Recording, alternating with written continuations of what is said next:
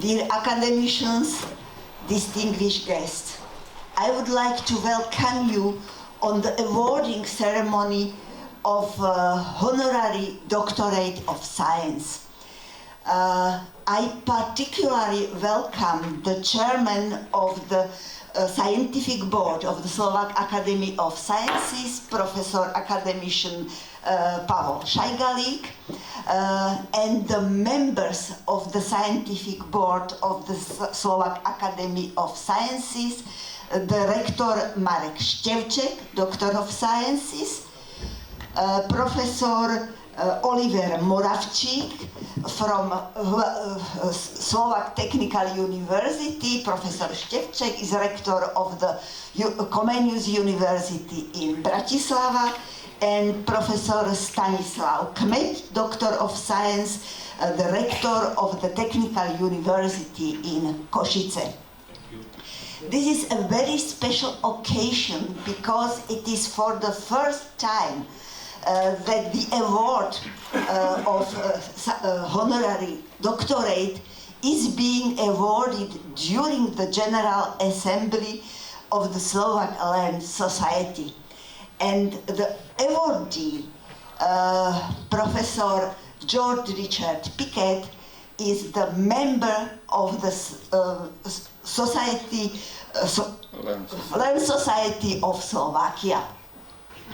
Now I would like to ask the academician Peter Samueli to introduce the awardee. Thank you. President of the Royal Society of Slovakia, President of the Slovak Academy of Sciences, distinguished colleagues, academicians, dear guests. Let me address by a few remarks the priceless merits of our distinguished foreign fellow, the low-temperature physics guru, Mr. George Richard Pickett, professor of the Lancaster University.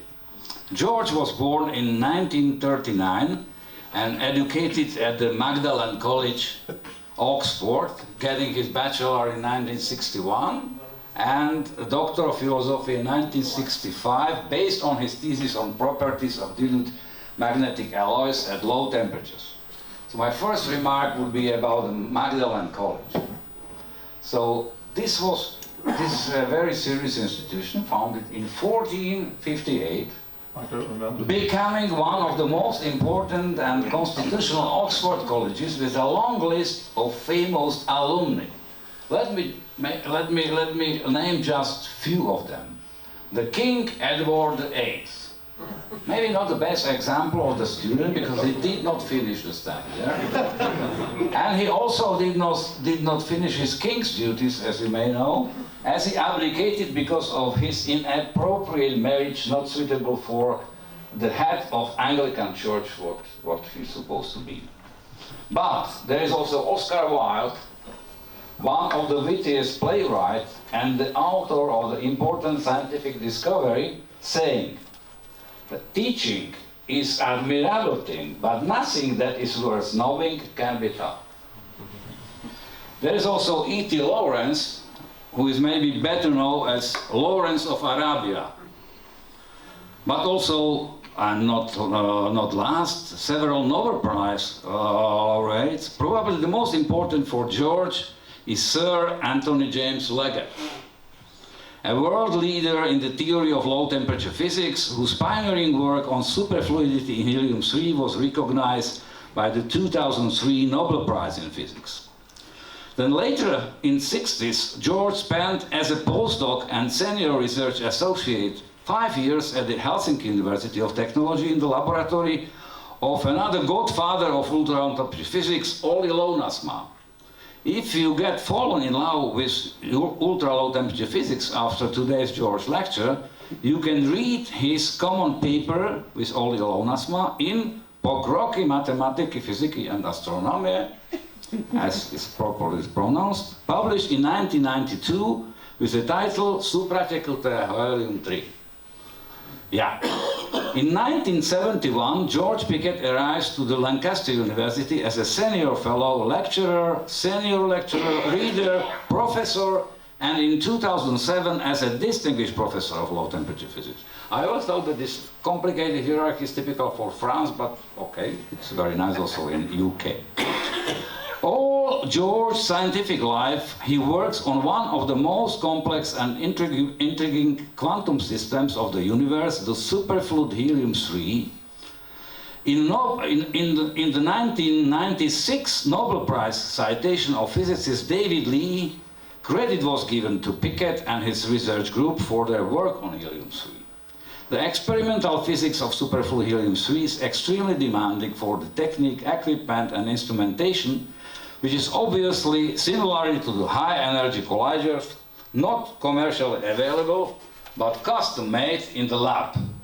George is a real pioneer in building this instrumentation, who during his activity at the Lancaster University developed a new type of so-called Lancaster nuclear demagnetization refrigerator designed for cooling the superfluid helium-3 at ultra-low temperatures.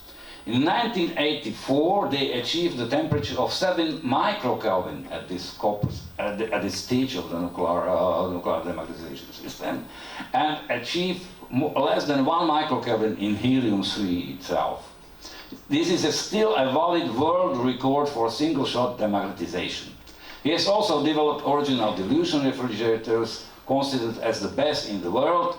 Often he is collaborating with a major manufacturer of refrigerators, and this is the Oxford Instruments. With this unique technique in hand, George's physical interests include quantum liquids, where he discovered a new state of coherently processing domain of spins in helium-3b. He studies also a quantum turbulence, analogues of quantum superfluidity with cosmology, where he was able to prove by simulation the Kibble-Zurek mechanism of formation of topological defects in the early universe, interaction of cosmology gates, and so on. For these excellent results, in 1997, George was elected a Fellow of the Royal Society. Short remark on the Royal Society. Obviously, this one of the most important large societies in the world has been connected with many historical figures. But definitely Sir Isaac Newton is the chairperson of this institution. This is the common opinion of many people, including Sir Isaac Newton himself. He mathematically formulated the laws of motion and universal gravitation that formed the dominant scientific framework next 200 years and influenced the Industrial Revolution. But Newton was a true heir of Galileo, and he based all his mathematical concepts on experimental findings, built the first practical reflecting telescope, and developed a theory of color based on the observation of a prism separating white light. He also formulated an empirical law of cooling. He was also a passionate alchemist, as you may know, but attractive and repulsive forces among particles in his alchemist's flask he took as an analog of forces keeping the planets on the orbits, gravitons. Simply, Newton realized the Galileo's motto: measure what can be measured and make measurable what cannot be measured. Our laureate has certainly been a dignified follower of this excellent experimental tradition. Beside the Royal Society, George Pickett becomes also a member of the Finnish Academy of Sciences and Letters, foreign member of the Russian Academy of Sciences, and since 2009 also of the Learned Society of Slovakia. He was awarded by the prestigious Simon Memorial Prize, established in memory of Sir Francis Simon, former head of the Clarendon Laboratory in Oxford, awarded every 3 years for outstanding contribution in the low-temperature field. George has published more than 200 scientific papers, including 7 in Nature, 3 in Nature Physics, and 35 in Physical Revelators, the best physical journal publishing the breakthrough results. He is a devoted popularizer and publishing in the magazines like Science, Nature, New Scientist, Economist, but also in the broadcasting of BBC. Collaboration between George Pickett and the Center of Low Temperature Physics in Košice dates back to the last years of communism, 1988, when he participated in the School of Low Temperature Physics organized by us. Our collaboration lasts until today. George has always supported by all possible means our center, belonging to the less than dozen world laboratories capable of working down to microkelvin temperature range. Thanks also to this diplomatic endeavor, we were privileged to organize a prestigious world conference on ultra-low temperature physics in 1996, and in the SAS Congress Center in Starolest now. George offered us his spare helium liquefier with all infrastructure worth more than 1 million crowns that time, till we were able to get the new one in 2005 from Mr. Zurinda's government. Our laboratories participated together in the project Cosmology in Laboratory, led by Sir Tom Kibble and Bolovic. And Tom Kibble is one of the world's foremost theoretical physicists, and with the Nobel laureate Peter Higgs, discoverer of the Higgs-Kibble mechanism for giving mass to the fundamental particles of the universe. The COSLAB conference was organized in the Smolensk Castle in 2005 within this project. There was a lot of common research work between Košice and Lancaster. Interestingly, more people from Lancaster visited us than vice versa. I have never been in Lancaster. We have published together more than 20 papers, including 3 times in Physical Review Letters. The Lancaster's group, with 16 partners, including the Košice laboratory, created in 2014 the European Microkelvin Platform, which have an extensive portfolio of capacities and expertise in ultra-low temperature physics. Since 2018, we are proudly running together Horizon 2020 excellent science eponymous project, the European Microkelvin Platform, worth more than 10 million euro. Košice is one of the core partners, taking the highest financial share of more than 1 million. This is probably the largest RIA Horizon project in Slovakia. The platform creates a distributed world's largest low-temperature laboratory, providing open access to its infrastructure, developing new technologies, and performing joint research activities, which gets recently a strong impetus with emerging quantum technologies. Also contributes to the Slovak National Research Platform on quantum technologies established 2 years ago, which aims at the national quantum communication infrastructure. Definitely, without George Pickett, it could not happen all that far.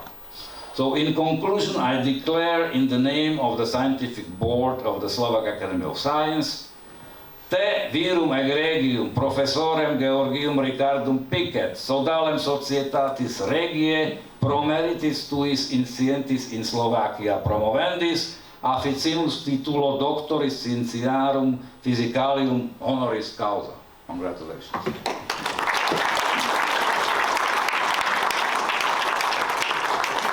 ask the President of the Slovak Academy of Sciences and the Scientific Board to accomplish the award. Professor Pickett, it's my great pleasure to deliver to you this honorary doctorate. Today we spoken together.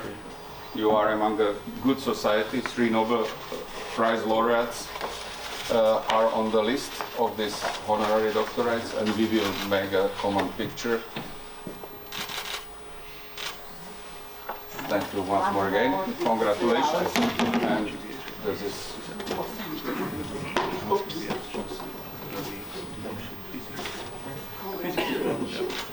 Flowers?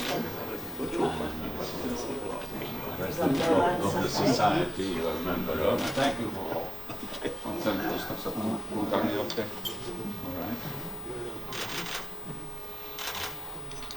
Thank you. Thank you. Okay, let's start.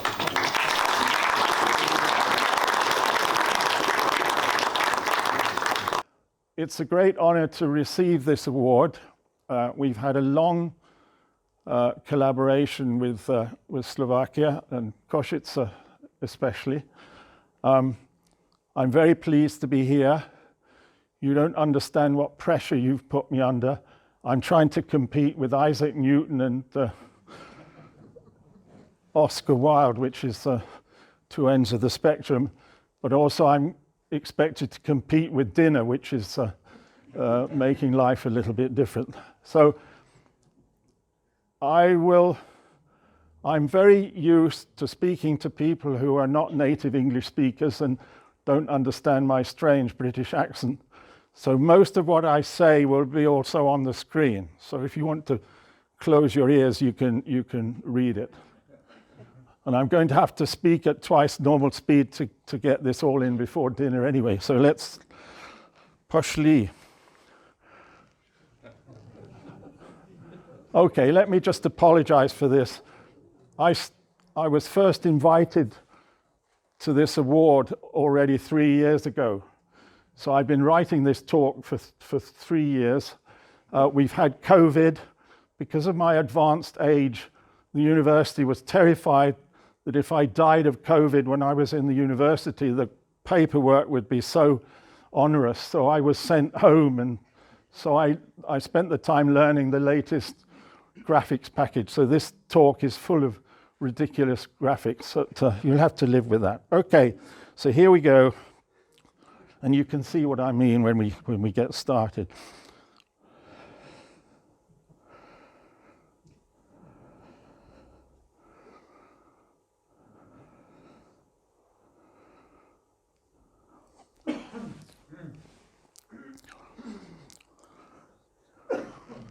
Okay, so we all know that we started with the Big Bang. The universe has sort of started from infinitely small, infinitely hot. It's rolled down the slope, and it's now got to about 3 Kelvin, just below, and that's the current temperature of the universe. But low temperature physics is already studying temperatures well below what Mother Nature has so far produced. And now we're wanting to go even lower, which is what this talk is going to be about. So this is Project X. And we want to get to the temperature below 1 microkelvin, so the millionth of a degree above absolute zero. And remember, this is 3 million times colder than the current universe background, and 300 million times colder than room temperature. Why do we want to go there? Several answers. Low temperature physics is futurology.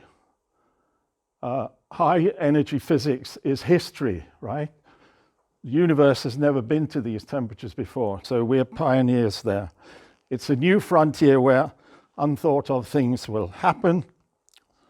And most importantly today, and here's one of our colleagues in the network that we all work in, Blue Force, this is a typical cryostat for doing quantum computing with millions and millions and millions of highly carefully made leads. So this will may be the beginning of the third industrial revolution. How do we do it? Well, the cooling medium is the magnetic moments inside nuclei, in our case copper. And there's a general rotation of these particles. So the red ones are protons which are charged. So if they go around with an angular momentum, a spin, it creates a little magnetic moment. So it creates a little north-south magnet. And to cut a long story short, we can use this for cooling. And if we place such a magnetic moment like this in a magnetic field, we know that it wants to point in the direction of the field. And also, if we put the magnetic moment in a field, the magnetic field increases its energy. Thus, we have a whole array of little magnets, add a field, and the system warms up. And I'm going to make this cooling method as simple as possible. So the system warms up. If we remove the field, the system cools down again. So the simple trick here is we cool the copper first down to the lowest temperatures. We add a magnetic field, which warms it up again. Then in the magnetic field, we cool it back down again.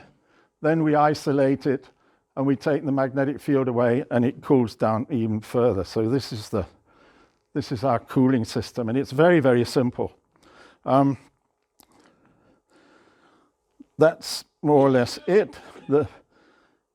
The temperature goes up when the field goes up, and the temperature goes down when the field goes down. That's really all you need to know about this.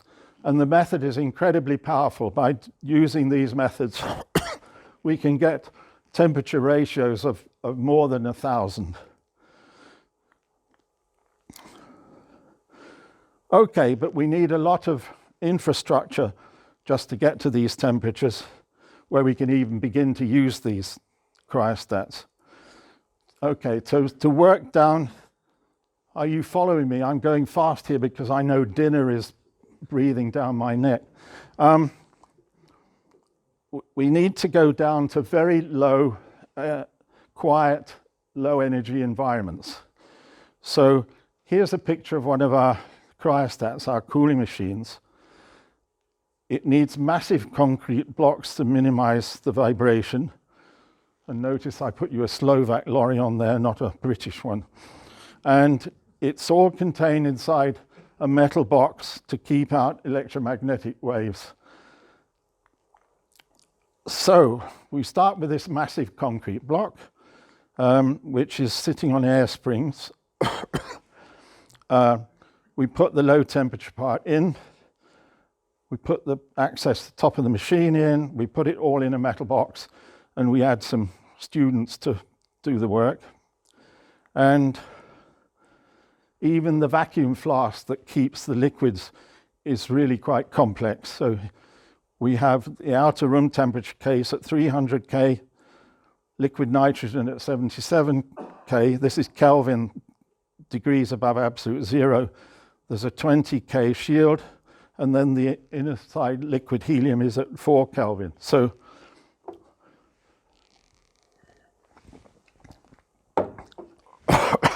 by just putting in liquid refrigerants, we can get from room temperature to 4 Kelvin. And all this thing is filled with super insulation like you get when you're stuck on a mountainside and shivering a bit. And this device will hold liquid helium at 4 degrees for about a week before we need to fill it again. So this is what we would call in English Chinese boxes, but I couldn't find any equivalent of that in Slav culture, so matryoshki, if you like. And I pictured the liquids in there. I painted liquid nitrogen as green and the liquid helium as blue. And of course they're not, they're transparent. But in fact, in this corner here, liquid oxygen is blue. So I've just put it in there so you know. Okay, that gets us to a few degrees above zero. And that's just a matter of adding cold liquids. So now we have to start work seriously. And the next step is a dilution refrigerator, our workhorse, which reaches steady temperatures nearly 1,000th of a degree above absolute zero. So this gets us a factor of 1,000 times colder than liquid helium.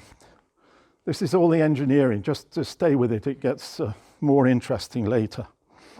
And this machine is based essentially on evaporative cooling. So it's pretty much not the same as, but in analogy with a domestic refrigerator, except we're just doing it at very low temperatures. And this reminds me of my youth. We used to have these plaster sadra, as you would say, isn't that right? And you just put water in the top and it's porous and the water evaporates and you keep the cheese and the butter inside cold, which is how domestic refrigerators can use various working fluids, but they have to have a gas to liquid transition around room temperature. And we're very lucky that helium is liquid right down to absolute zero. So we are using the two isotopes of liquid helium-3 and liquid helium-4. Pure helium-3 will act as the liquid phase, and then helium-3 dissolved in helium-4 acts as a gas phase. And so here's our little box at the bottom where it's all going to happen. And if these red arrows, which are the helium-3, if we can get them to cross, that's evaporative cooling, and that will cool the system. The question is, how do we manage to get them across? And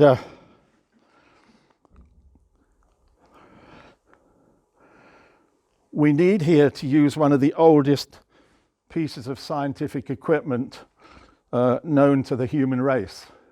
So we're not that advanced. And that's a still. And here's a still. I could only find you an American one. Slovak still operators are clever enough not to get their pictures onto the internet. But I did notice this little comment at the bottom there, which so they do exist, I understand that.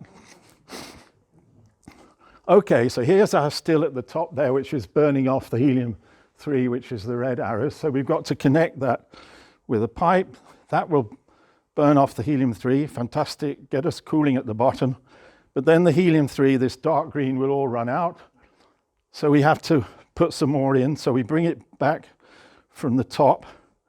So here's hot helium-3 coming in, cold helium-3 going out. And we need to have a heat exchanger between the two to cool the incoming helium-3. So we'll put some heat exchangers in. So I am going through this as fast as I can because I was told if I didn't get finished by dinner time, I would be executed. So here are some heat exchangers, and I actually animated this. You have to look at this because it took me thousands of hours of computing to get these little things. But the little circles are the helium-3 atoms. They're cooled at the bottom as they cross this boundary, so they're dark blue, and they get warm as they go up, and the incoming stuff gets cold as it comes down. And here's what it actually looks like in real life. And this will get us to temperatures of about 1,000th of a degree above absolute zero. There it is actually measured, would you believe? And that's 200,000 times colder than room temperature. But the magic thing about it is this is just a continuous operating machine which will go on for months and months and months and months. Okay, so we've done a bit of boring engineering here. So let me just give you some crazy ideas about what I think Project X is and what low temperatures mean. And I think the secret is, as the temperature goes down, we find even more and more delicate and more ordered structures can exist. So we're going to concentrate on just one of them, but that's for later. Okay, so immediately after the Big Bang, we simply had chaos, okay, with just jumble of particles and photons. Then, after about 400,000 years, hydrogen atoms formed, the universe became transparent, and the first galaxies formed. So these are our first structures. And be warned, these theories change every 5 minutes with the theorists that work on this subject. But this is the current picture. So here's some observations from Lancaster University over the last 10 million years of one of our local galaxies. And the little flashes you see there are supernovae. But that's not really a structure, that's just some sort of mess. Okay, let's try something cooler. Jupiter. We all know what Jupiter looks like, but not all of you know that when you look at the poles of Jupiter, there's an interesting pattern there, that it has this ring of circulating cyclones around the top. But of course, you can't see those from Earth, and it wasn't until we had satellites that you actually understood that those were there. And we can go down cooler and cooler and cooler. But let's do something a bit closer to home, and crystals. And this is where we start getting to the serious stuff. So let's say, for example, snow. Here's a nice snow crystal. It's not quite symmetrical, and I can take it and put its mirror image on top of it and flash the two, and you can see how that's pretty good, really. And the crystal grows at the points which are most favorable to attract another atom or molecule. So here's your picture there. The crystals grow when we find a nice preferred site. So this little corner there will be one. So we get another molecule floating around and it clicks into there, and that's how the crystals grow. There's no magic in that. But if we have a snow crystal and it's going to grow symmetrically, then those 6 points there have got to be exactly identical. And some other points have got to be exactly identical. So the conditions have got to be incredibly stable for a snow crystal to form. But a snow crystal is so small that things don't change very much from one side to the other. Right, I said that. You won't get dinner if I read all that stuff. Now let's look at something a little bit bigger. These are selenite crystals grown in a cave underwater, and their size is a bit misleading, so we compare with the figure at the bottom there. These are about 11 meters long and about a meter in diameter. So these crystals are about the size of telegraph poles, and they require stable temperature of 58 degrees C underwater to be maintained for millions of years. So these crystals have taken 1 million years to grow, and the growth rate is equivalent to 1 sheet of paper every 200 years. So we're getting to more and more stable situations. And for a bit of fun, let's put some biology into this, because not only do we have stable structures, we can have stable machines, okay, which we couldn't have if we were in galaxy sort of mode. So this is, I'm going to show you a simulation of DNA uncoiling and creating 2 lots of DNA. And if you're very, very sharp, you realize that one of the coils goes that way, the other coil goes this way. So one can grow in that direction, but the other one has to grow in this direction, and it's very complicated. And you can look at this for hours and not understand it, but it's these biological simulations now are incredibly good. You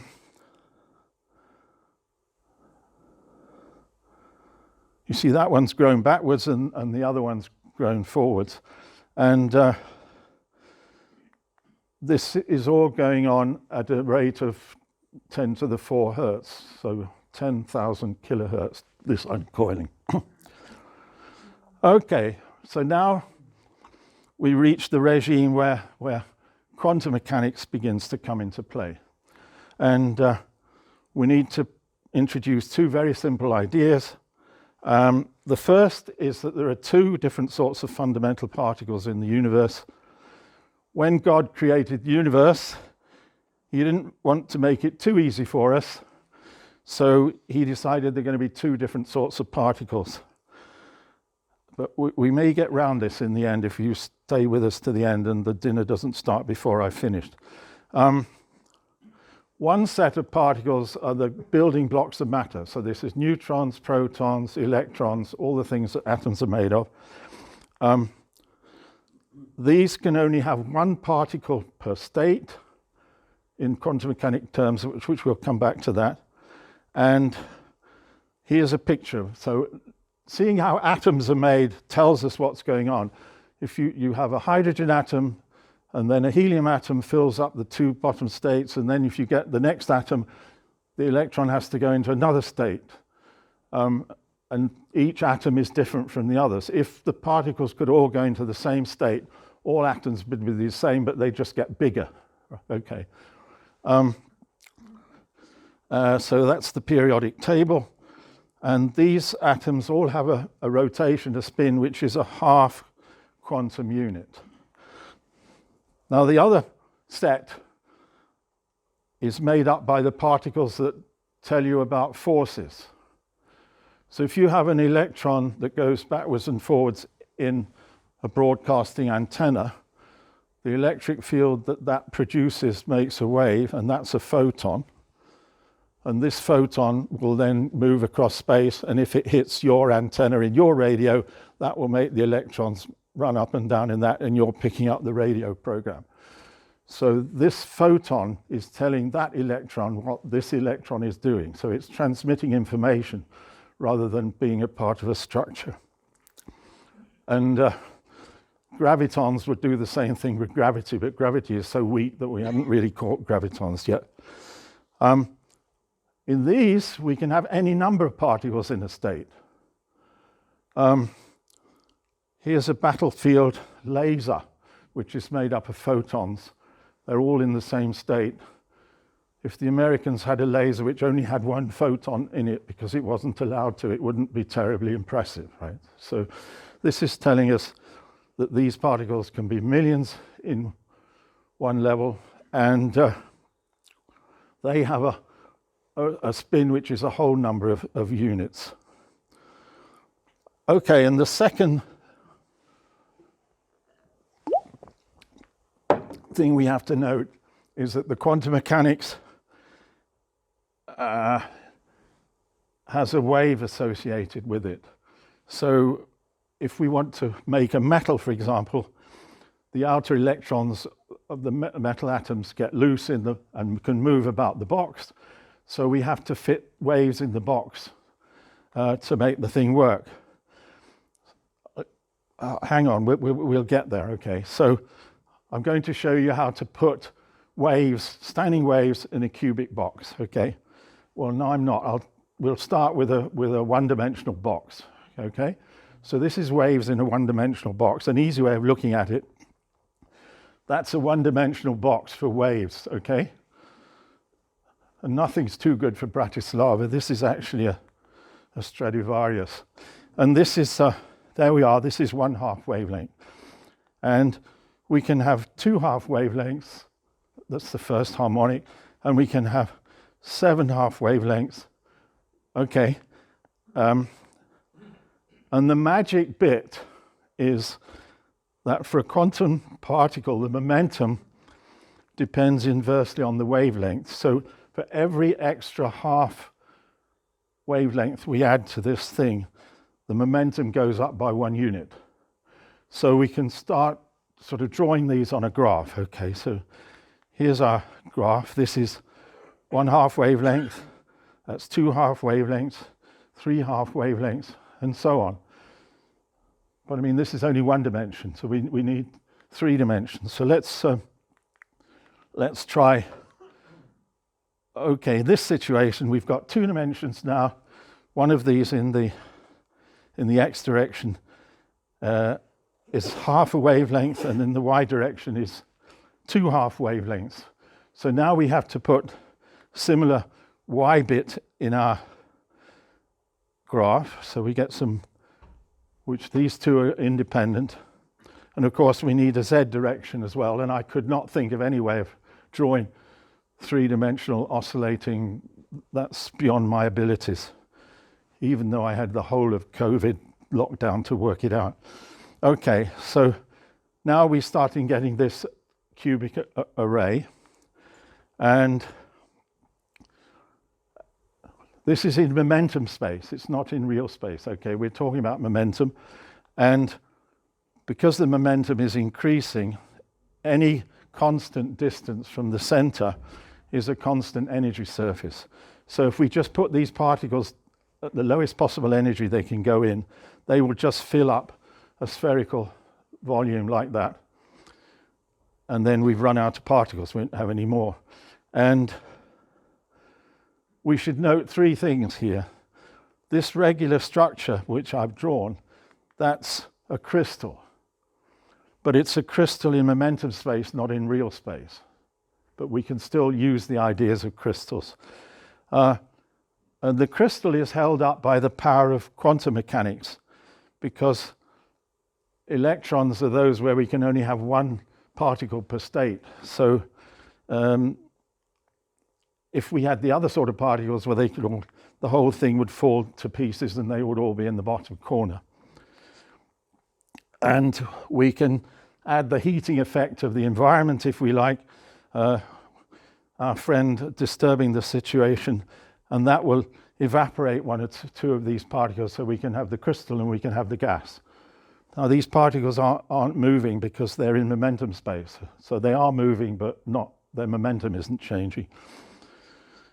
Right, so we've set up our state in the box. Let's look at quantum mechanics in action. We'll look at normal electrical conduction.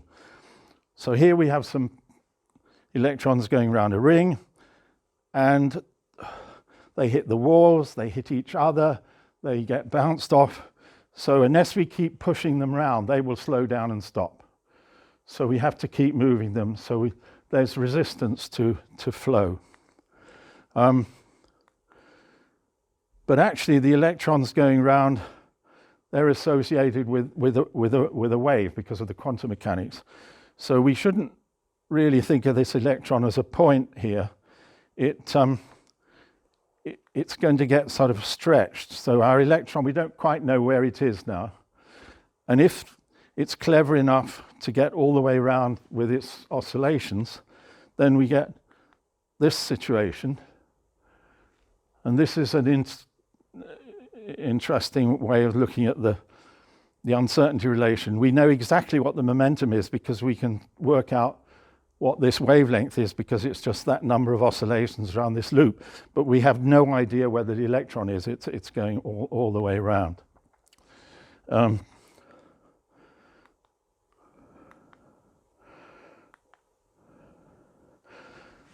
You can just about see this effect with little evaporated rings. So if you make a small evaporated ring about a micron in diameter, the electrons have enough coherence that they can get right the way around, and you can see these interference effects. But just to give you an idea of what sort of size we're talking about, this is one of these little circuits stuck on a human hair, so they're pretty small.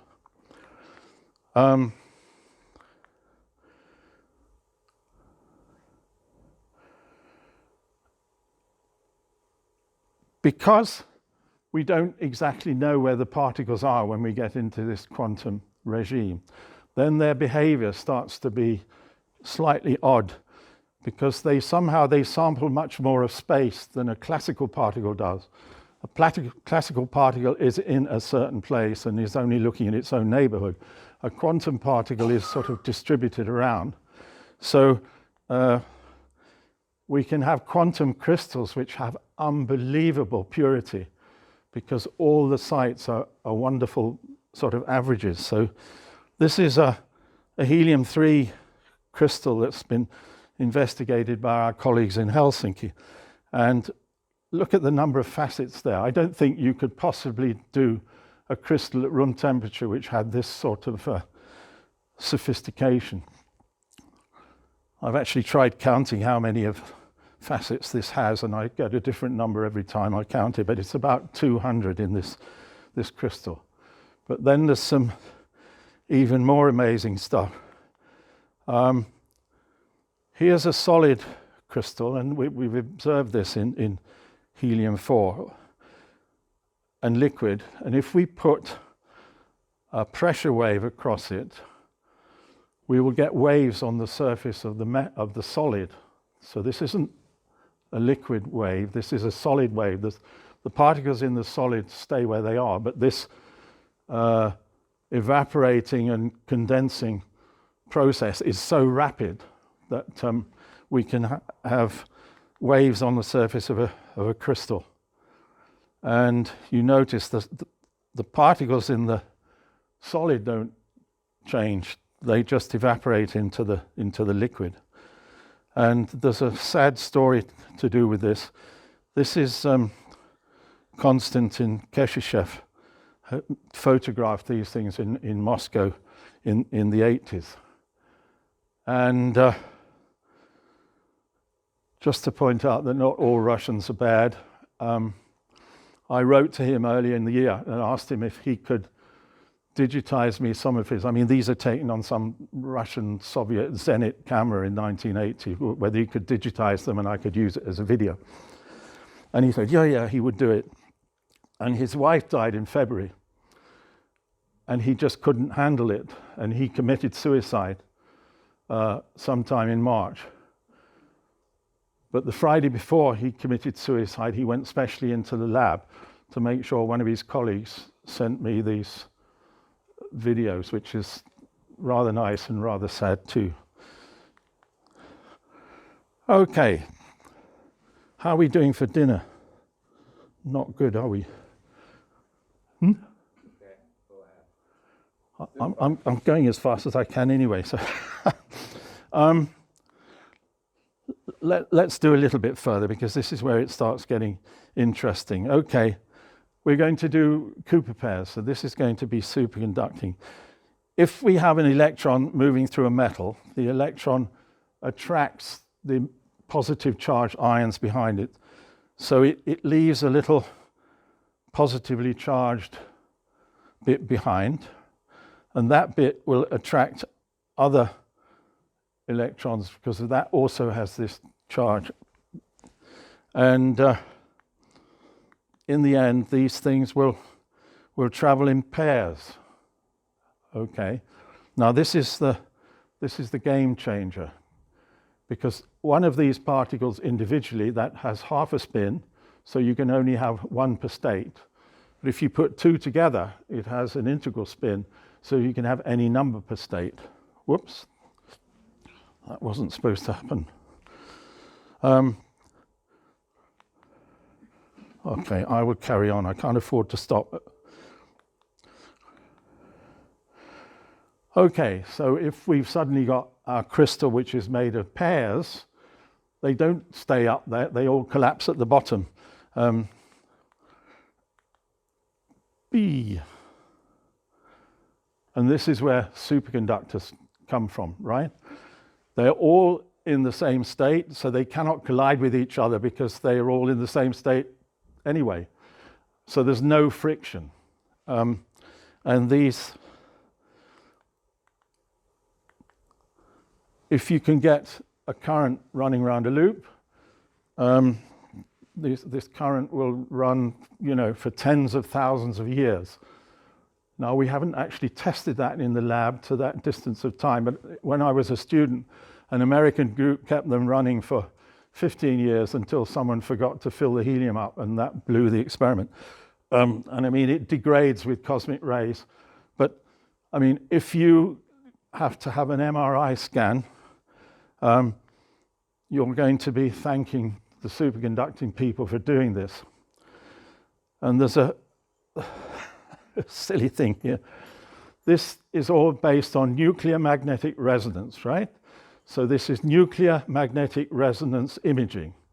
But because the human race is so absolutely shit scared of anything that says nuclear in it, you don't call it NMRI, you call it MRI, so people should be happier, right? The people who are full of nuclei, but having said that, these machines are unbelievably dangerous, right? And there it says at the bottom there, the biggest machines, they have a stored energy of equivalent to about 1 kilogram of TNT. And that's enough to put 1 kilogram, 500 kilometers into space. You don't want that energy loose in your lab. And anybody walking into these rooms carrying a steel oxygen cylinder, the cylinder will be snatched out of their arms and go straight into the machine, kill the poor beggar who's in there. I mean, this has happened. It's not me making this up. So no oxygen cylinders, please. Okay, this was only understood in the 1950s for superconductivity. But these pairs, they're found everywhere. But it's just we didn't know it. So let's look at nuclei. Nuclei are made up of neutrons and protons. And in the best of all possible worlds, they would be there in equal numbers. But the protons that you tried to get in are already facing protons that are in there, so they're repelled. So as the nuclei get bigger, there are fewer and fewer protons, relatively speaking. So we can draw a graph here, and the number of neutrons, number of protons. If it was ideal, it would be a straight line, but the number of protons goes down compared with the number of neutrons. And too many protons that side, too many neutrons on this side, and here's the stable nuclides as you look up in the books. And the black points mark the stable nuclei. The red ones have too many protons, and the blue ones have too many neutrons, and beyond that they're not even stable enough for you to look at them. So if we look at this closely, this pattern has this funny sort of checkerboard look to it. And if we draw the lines there indicating even numbers of neutrons and even number of protons, they're like that. And every one of these stable ones has at least either the protons are a pair or the neutrons are a pair. And the unstable ones have two uneven ones, okay? So these Cooper pairs, which we're talking about in superconductivity, they're turning up in nuclei. And that, of course, wasn't understood by the guys in nuclear physics until the low temperature people had done it. Okay, so the largest nuclei are big enough to have some sort of internal structure. So there's a central part which has equal numbers of protons and neutrons, and then they have a sort of covering which is neutrons, which is very strange because as protons repel each other, you would expect the outer shell to be protons rather than neutrons, but it isn't. So we don't know what that's there. What happens at the heavy end? Well, the protons repel each other so awfully that they're not stable after, uranium and that. Except that if we look at this picture and extend it, then out here, with a big gap, we end off with neutron stars, which are essentially ginormous nuclei. And they have 10 to the 57 neutrons. They're a few kilometers in diameter, have this ginormous gravity. And let's just look at the structure. I'll whiz through this fast as I can. This is a sort of cross-section. So the crust is crushed nuclei. Surface gravity is 10 to the 11 times more than the Earth. So we have little mountains on these neutron stars, which are about 1 millimeter high. And it would take quite an effort to climb up them. Then the next one has neutrons, so they form Cooper pairs, and that's a superfluid. The next one has neutrons and protons, so they form Cooper pairs, and that's a superfluid, a superconductor. And then in the center, all hell breaks loose because we don't understand the physics that goes on there. How am I doing for time? Do you want me to stop now? No. You sure? Generally, there's a dinner in half an hour. Half an hour? But we will have also a small discussion if you allow. Oh, okay, sorry, I misunderstood. Okay, so we can start again and I'll do it slower. Okay. Oh, what a relief. Okay. The conditions at the center of the neutron stars, I'm going slower now, is so extreme that the neutrons and protons simply cannot survive, okay? And what happens needs a little bit more explanation. Protons and neutrons are not fundamental particles, they're made of quarks. So there's an up quark that we see at the top, and there's a down quark we see next down, and then there's also an electron and a neutrino. And those four particles are responsible for all the matter which we have to deal with in every day. There's one extra complication. Yeah, that's what I just said. But these quarks come in three colors. And this is the terminology starts getting a bit silly here because it doesn't tally up with anything that we know. There are three different sorts of quarks, okay? And we call them red, blue, and green. So there they are. And they can combine together to form white, okay? So you can have a red, blue, and a green, that makes white, or you can have a green and an anti-green, which makes white. So that's a sort of simple way of picturing the rules, if you like. And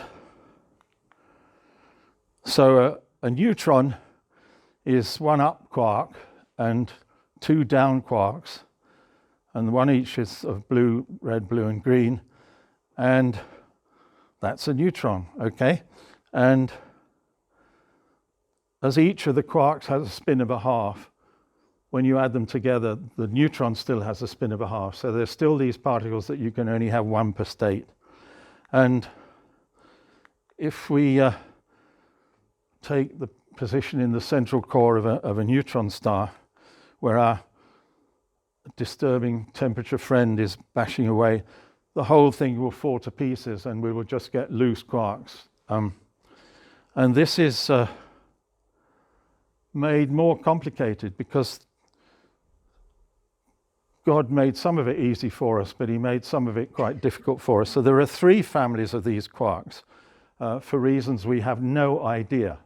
We're pretty sure there are only three families, but why there should be more than one family, that's up for grabs. And they start having silly names too. So this is the up-down quark, and they have three colors. And then there's another family, which is the charm and strange quarks. And they have two stripes in my picture, but they don't really have two stripes, you understand. And then there's another family, which is T and B. So you can either have truth and beauty or top and bottom. You know, the nomenclature gets totally stupid. And this is where the theorists can have a complete field day, because in the middle of the neutron star, we have all these varieties of quarks, we have all the colors.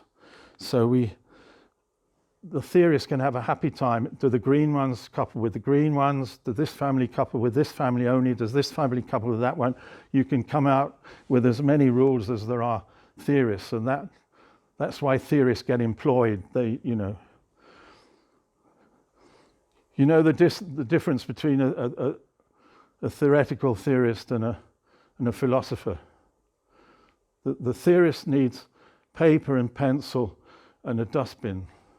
The philosopher doesn't need the dustbin. That's a physicist's point of view. Let's put it like that. Okay. So here's our little quarks there, and you can choose which one are going to pair up as you like. Okay, let's just very quickly go through this project X, and this is just a series of pretty pictures, and then I'll give you the political bit at the end, and then we'll finish. So here's Project X. This picture is, we're very proud of this. So the bit in the middle there, this is just concentrate on that bit. This is the temperature up the side as an inverse scale against time for one of our demagnetizations. So we cool these things down. They're cooling to microkelvin, but they're staying that cold for days and days and days, you see. And we have some mess at the beginning where the system wasn't working properly. And the bit that I just drew your attention to had no disturbance whatsoever, okay? So this was looking at the background heat leak coming to this machine. And it's a silly number. It's 550 femtowatts in the little tiny piece of copper at the middle there. And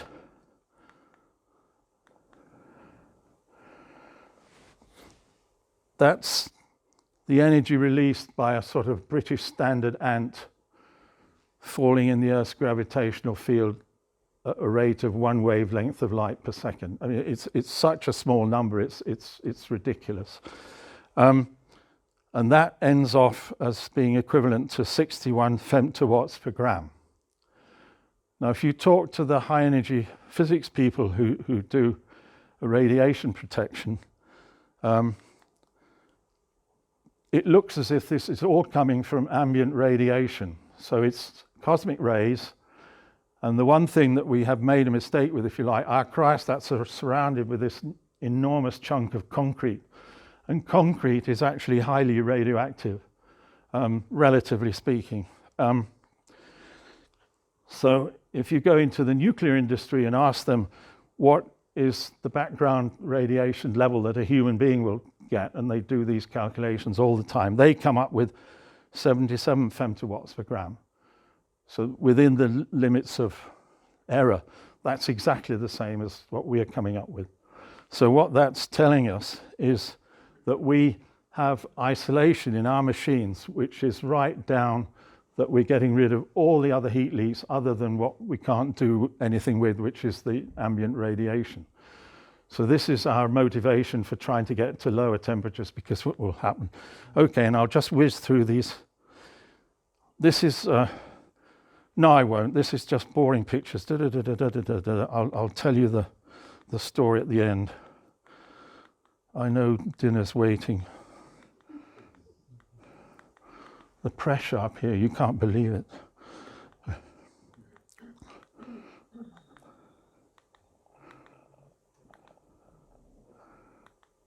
Okay, if we get to this very low temperatures, what do we expect to find? And the answer is, and this is very important in my message, we have no idea. We don't know. One possibility is looking at the behavior of electrons in ultra pure gold. So if we have a gold ring here, we'll have a single crystal which has no defects in it. It has a polished surface. So electrons going around, they can't bounce off the surface, they can't bounce off defects. We can have quite a large ring because we're going to run it at microkelvin, nanokelvin temperatures. And hopefully we can see coherent flow of the electrons around this ring. Okay?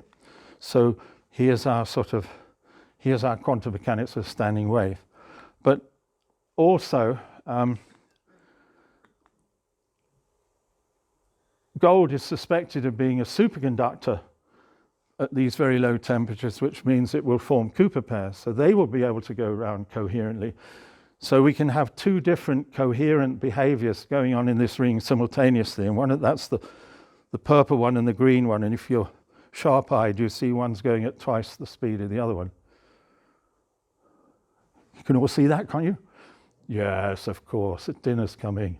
But this would be new, it would be amazing, but it's not totally unexpected. Something like this must happen. Okay, we're nearly finished, honestly, we're nearly finished. And this just brings me to the last message. Nowadays, everything has to be defined by its impact and its economic. So experiments where we have no idea what is going to happen or what the impact might be is not going to be easy to fund. You can tell them, oh, something's going to happen, it's going to be interesting, and they go away. So that's a warning.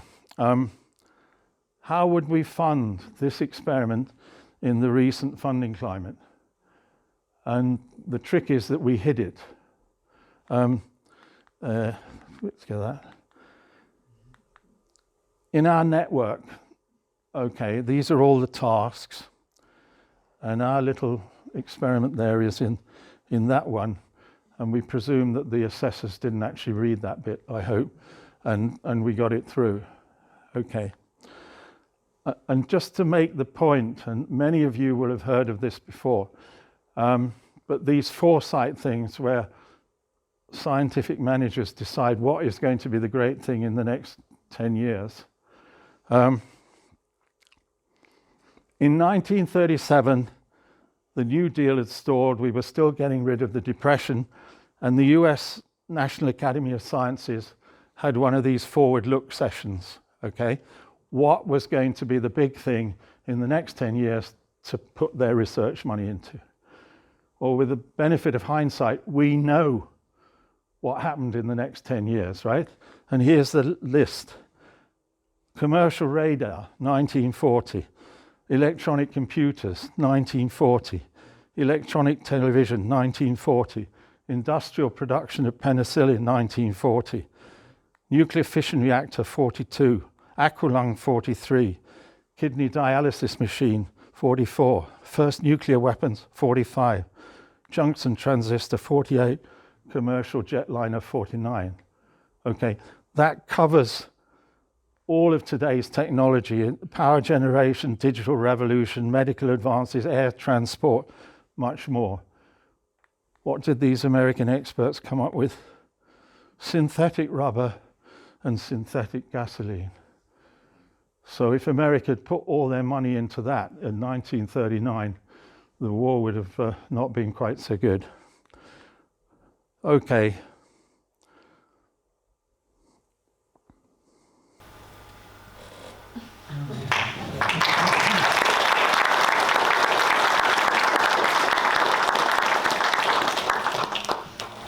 Thank you very much, George, for... That's the fastest talk I've ever given in my life. Oh, good. If this is the fastest one, then